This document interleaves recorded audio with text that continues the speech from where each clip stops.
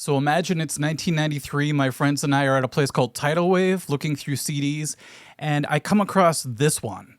And right away, it was intriguing to me. Something about the picture and the band name, Galactic Cowboys. I thought, I gotta check these guys out. And I popped it in and listened to the first 10 seconds, and I was sold. Here's what I heard.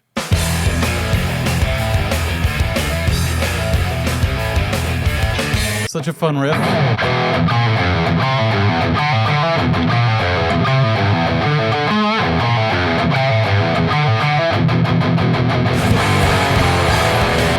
I played it for my friends and they all fell in love with it too, so it wasn't just me. There's just something about all the different qualities of this album that really appealed to us at the time. It was thrashy, it was heavy, yet it had a sense of humor, which, you know, is something I kind of miss nowadays. Back in the day, this is 93-ish, like I said, we had bands like Scatterbrain. Don't jump me, dude!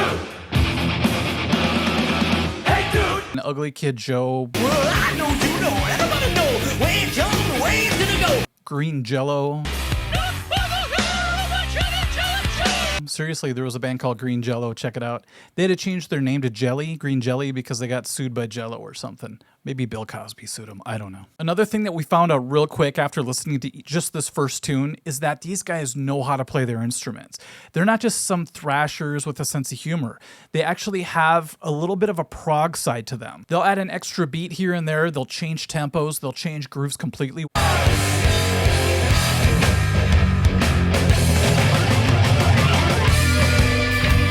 Isn't that wild? So they go from that real thrashy riff to all of a sudden go into a swing feel, almost like a famous Dave's Bar Band type of groove. And the weird thing about this opening track is it's kind of like an intro song.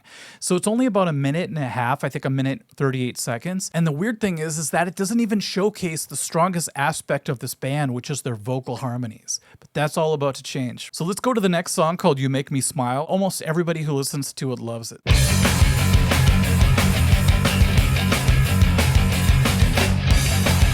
It's got a bit of a Slayer feel right away.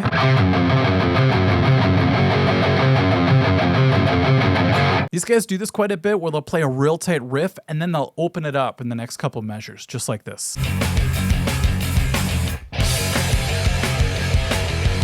See how they skipped a beat right there as well? That's what I mean. They kind of sprinkle in these little prog moments everywhere on the album. Now they're going to start to thrash out a little bit, and I really love this next riff.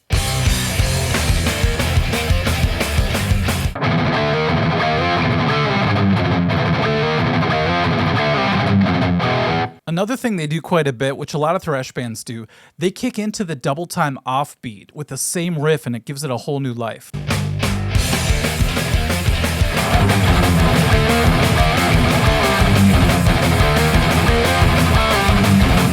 Another huge aspect of this band is the bass player's tone. The bass player's name is Monty Colvin, and you're going to find out why I remember his name towards the end of this video. It's kind of seared into my mind.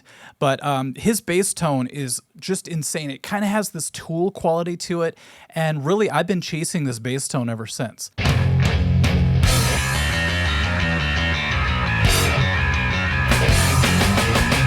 Speaking of Monty Colvin, one thing I really remember about their live show was how animated he was on stage. He was just this really cool looking guy with crazy red curly long hair, and he would headbang and it just looked like a lit match was running all around the stage. It was so nuts.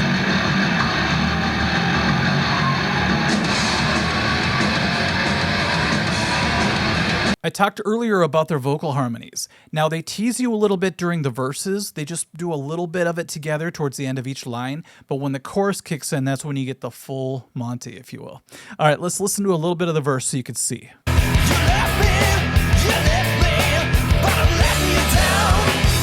See what I mean? Just in the last couple words, they harmonize with each other. Now check out the chorus.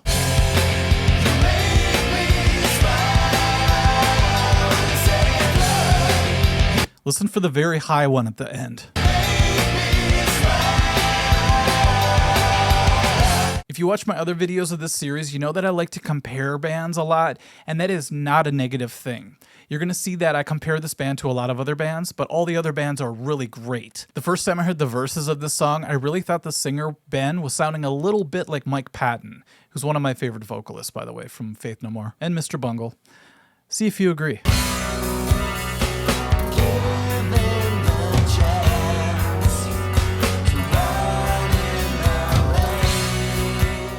Now when they come in with the harmonies, I get a little bit of King's X vibe going on, which by the way is another band that I'm going to cover on this series pretty soon. So this is kind of a good warm up to that one.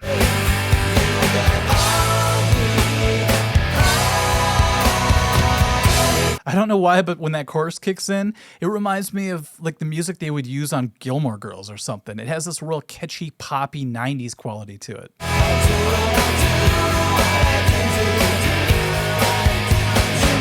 That is not a pejorative, by the way. I love Gilmore Girls. All right, so they have this amazing breakdown in the song, and I would not expect it. You know, this song's just flowing along. It's got this real nice vibe, and all of a sudden this hits.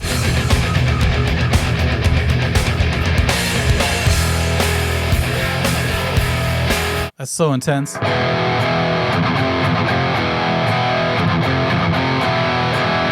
Simple yet intense. You may have already heard it, but there's a lot of that Beatles sound, and they end the song on a patented Beatles type chord.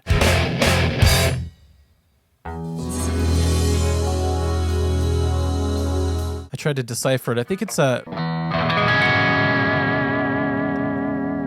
kind of 6/9 chord going on. The next song is called Circles in the Fields, and I knew I'd like it right away because I love songs about aliens.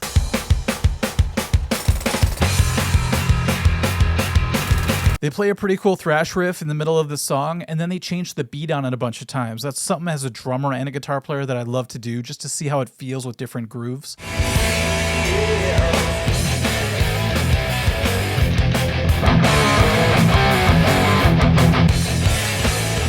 Halftime. You know what's coming. Wonder if they use the spider technique for that. Gotta switch guitars for the next tune. It's one of my favorite songs on this album called If I Were a Killer. I need drop D, so check out this opening riff as I tune.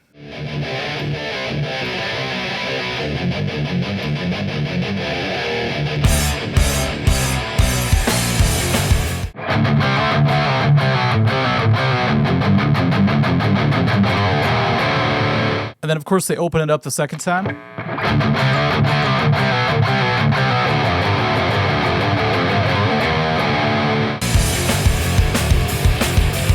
So killer. Now, this next riff, I'm afraid my old teenage band may have ripped it off a little bit, but it's so groovy, you probably can't blame us.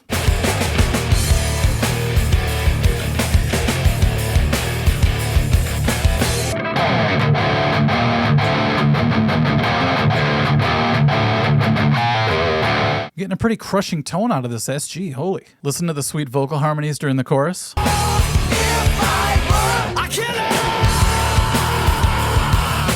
I love the bridge because they go into this real sludgy riff.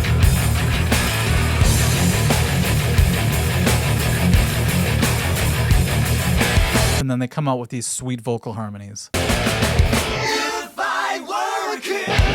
And by the way, they could pull this off live as well, this 4-part harmony. The lyrics of this song really get to me as well. So the chorus is, if I were a killer, I'd smile like the boy next door. If I were a killer, I'd say I do it for the poor. I thought that was a great lyric. At the very end of the song, Ben does this incredible scream, and it reminds me a little bit of what I saw Lars Ulrich in the studio screaming the F word for as long as he could. It has that same kind of vibe.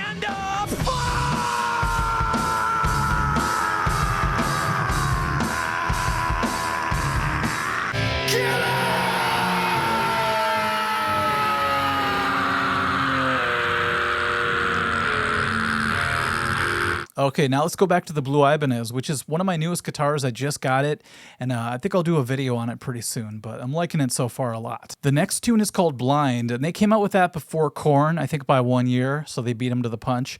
But it has this intro that reminds me a lot of like a Dream Theater type thing. Now listen as the verse progresses, and they keep adding harmonies until it gets to the end, and there's a 4-part going on. From never knowing the true meaning of success. Talk about building a wall of sound with just voices. All right, let's go to the chorus now. It really reminds me of how angsty I was back in '93, and for some reason this chorus really spoke to me. Just the way it drudges on, and it has this real melancholy feel to it. How could I have been so blind all Then they go into this intense bridge.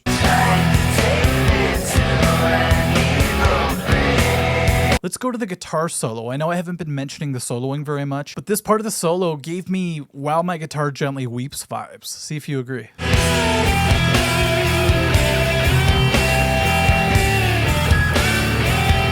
Lots of emotions going on in that solo. I think it's the step and a half bends that make it sound a little bit like that Beatles song.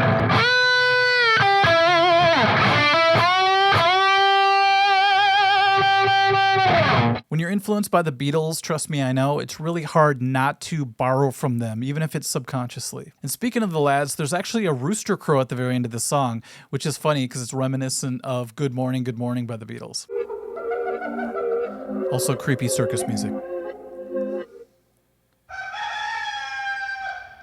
My brain just went right to Sgt. Pepper when I heard that ending. The next tune is called No Problems. And what's funny about this is it didn't really resonate with me or my friends very much because back then, you know, we were angsty teenagers, and the last thing we wanted to hear was a song that said, hey, I've got no problems, man, I can't complain. If you think about the music that was around at the time, you know, when grunge got big, everything was about being melancholy and depressed and sad and all that. And all of a sudden, here comes this optimistic song, and it just didn't sit well with me at the time. I love it now, but back then I wanted to hear something, you know, Misery Loves Company type stuff. Here's the chorus. I think you're going to hear what I'm talking about. It has a very optimistic, happy sound to it.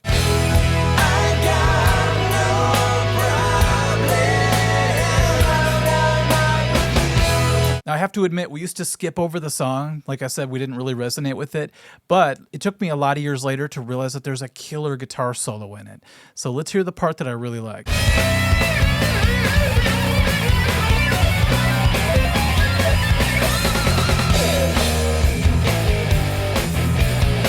Also, that riff completely rocks. It's a little bit reminiscent of maybe Sweet Leaf.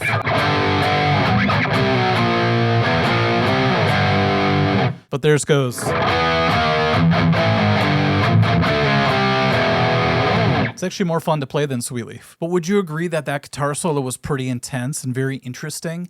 I think one thing that I didn't really love about this album when I first heard it was most of the guitar solos kind of had this Pearl Jam-y quality, kind of like a lot of pentatonics, but really great licks. It just didn't excite me so much because I was really into like Dimebag Darrell and John Petrucci at the time, and it took me a while to finally warm up to this guy soloing. Even though I only put 2 notes down about the next song, which is called About Mrs. Leslie, it doesn't mean I don't like the song. It's actually one of my favorite songs of the album. The 2 parts I mentioned were the bass in the beginning. Once again, Monty's tone is just ripping.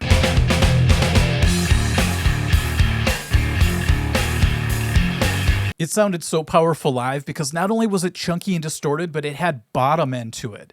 So everything was rattling, like you could feel your teeth rattling. About halfway through the song, they kick into this crazy bridge riff, and it's really got this, you know, early thrash metal type vibe. And I was always wondering if he played it with all downstrokes. See what you think. Mrs. Leslie. I think it's in D, but I'm in E, so.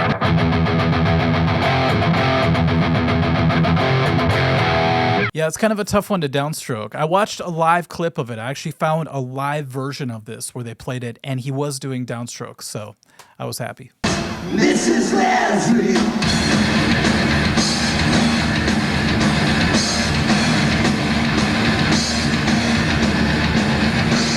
We made it to the last tune. Besides the hidden tracks, if you guys are younger, you might not know what I'm talking about with hidden tracks. But this song is called Where Are You Now? And it really spoke to me at this certain age that I was at when I listened to it. It's a real sludgy tune. It's just got this heaviness that's hard to explain.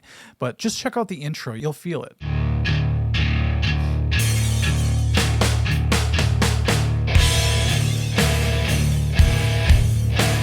At 30 seconds, the drummer Alan does this drum fill that I stole, and I use it to this very day.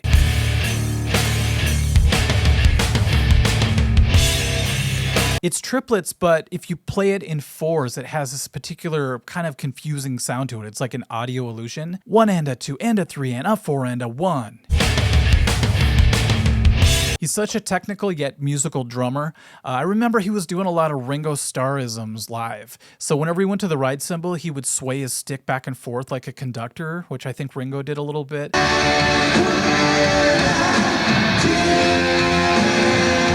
It's strange as a musician sometimes to go back and listen to old music that you used to listen to a lot and realize where you picked up a lot of your weird little techniques and tricks and all that stuff. And sometimes you forget and then you hear something and go, oh, that's why I do that. Even to this day, I still play that drum fill. All right, I forgot that this is in drop D, so I have to switch guitars one more time, but listen to this brutal bridge riff.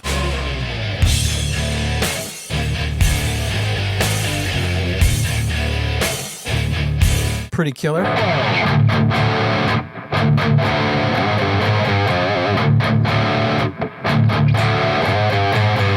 Hints of Zakk Wylde with Pantera, I would say, on that one. Like I said, the angstiness of this song really spoke to me back in the day, but even when I got a little bit older and I listened to it again, it still resonated. Because after you're out of school for, say, 10 years or so, you start to wonder whatever happened to all the people that used to, you know, bully you or all the girls you used to like. And this song has that feel to it. And if you read the lyrics, that's really what it's about. It's like, I wonder where you are now after all these years. That's why the end of this song is so classic. My friends and I used to just listen to it and laugh our asses off. So while this riff is going on, they have this audio clip of Monty Colvin, the bass player, calling, I think it's ex-girlfriends or ex-crushes, and just asking them if they remember who he was, and they have no clue. And he's like, hey, do you remember me? My name's Monty Colvin. And the girl's like, who? I gotta go. Hey, Sylvia, this is Monty.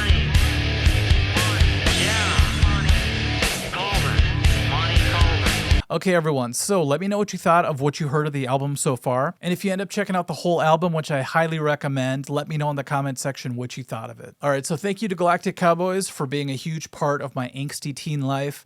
And I guess we'll catch everybody at the next video. Thank you. Bye-bye.